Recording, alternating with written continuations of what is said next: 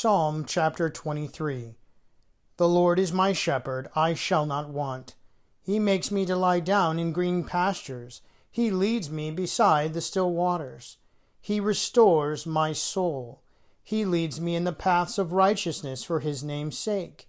Yea, though I walk through the valley of the shadow of death, I will fear no evil, for you are with me. Your rod and your staff, they comfort me. You prepare a table before me in the presence of my enemies. You anoint my head with oil. My cup runs over. Surely goodness and mercy shall follow me all the days of my life, and I will dwell in the house of the Lord forever. In Psalm chapter 23, verse 3, it says, He restores my soul. He leads in the paths of righteousness for his name's sake. Today, I would like to consider the second part of this verse where it says, He leads me in the paths of righteousness for his name's sake. Now, to begin, we see that this verse is directly connected to how our good shepherd leads us. We talked a little bit about this yesterday. God leads us sometimes even to areas that we weren't planning on going, and yet he takes us perfectly down the right path, down the path that he wants us to go.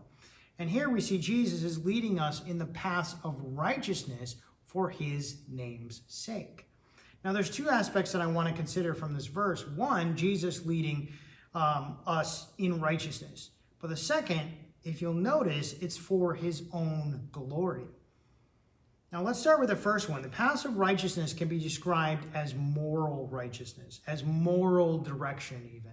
Isaiah 53:6 says, All we like sheep have gone astray.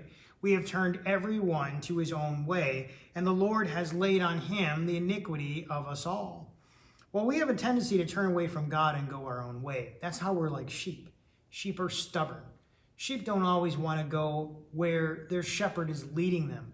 A lot of times they push through fences, they wander off. They want to find their own way a lot of times instead of following the shepherd. And we do the same thing in our lives. We say, you know what, we might pray about it. We might wait a little bit to see whether or not God's going to lead us. And when we're not moving in the direction we want to move in, we just start heading that way. In fact, sometimes we go to friends or to people at work or wherever, and we just ask by popular opinion, what do you guys think about this? What do you guys think about this? And we go around until we find the answer that we want. Instead of waiting on the Lord to give us the perfect answer, we just go fulfill our wants and desires instead of waiting for him. Well, Jesus invites us, Mark 8:34, to take up our own cross and to follow him.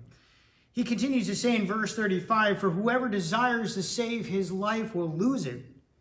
But whoever loses his life for my sake and the gospel's will save it. In other words, whoever is willing to let go of their own plan for their life and give in to God and let him have his perfect will, let him do his perfect plan in your own life, will save it. Our lives are not about us. We were bought with a price. All believers were bought with a price by Jesus Christ's blood. By his redemption on the cross, he bought us. We have every right to be used for him for his own glory instead of for our own will. Romans 12:1-2 says, I beseech you therefore, brethren, by the mercies of God, that you present your bodies a living sacrifice, holy and acceptable unto God, which is your reasonable service. It's only reasonable that we sacrifice our lives for Jesus Christ, since he has sacrificed his life for us. The second part of that verse, in verse 2, it says, And do not be conformed to this world, but be transformed by the renewing of your mind, so that you may prove what is that good and acceptable and perfect will of God. Don't do your own thing.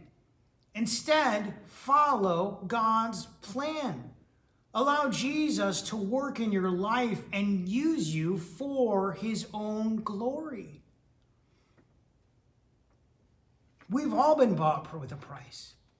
We all deserve nothing but death, and yet Jesus pulled us out of that darkness, out of that dirt, out of the degradation to help us, to bring us life.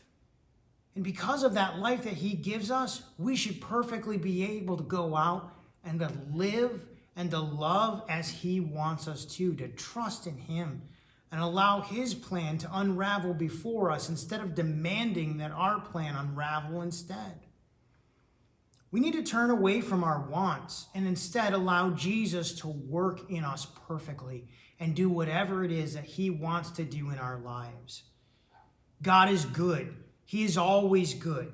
He is always working to do good for us. He loves us.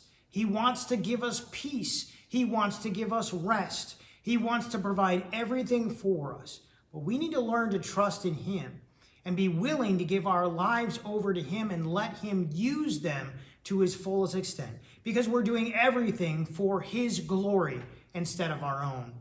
I think a lot of times we get the idea that we've heard sayings of people say, we need to leave a legacy behind. My name, when I die, it's going to die with me. I need to leave something here on this earth so everyone can remember my name. That's very contrary to what Jesus is teaching us. Jesus is teaching that his name needs to be known. Our names mean very little. His name means very much. Well, thank you again for joining me today. I hope that you'll continue to go through the series here through Psalm 22 through 24. Come back tomorrow. We'll learn a little bit more about Psalm 23. Have a great day, and God bless.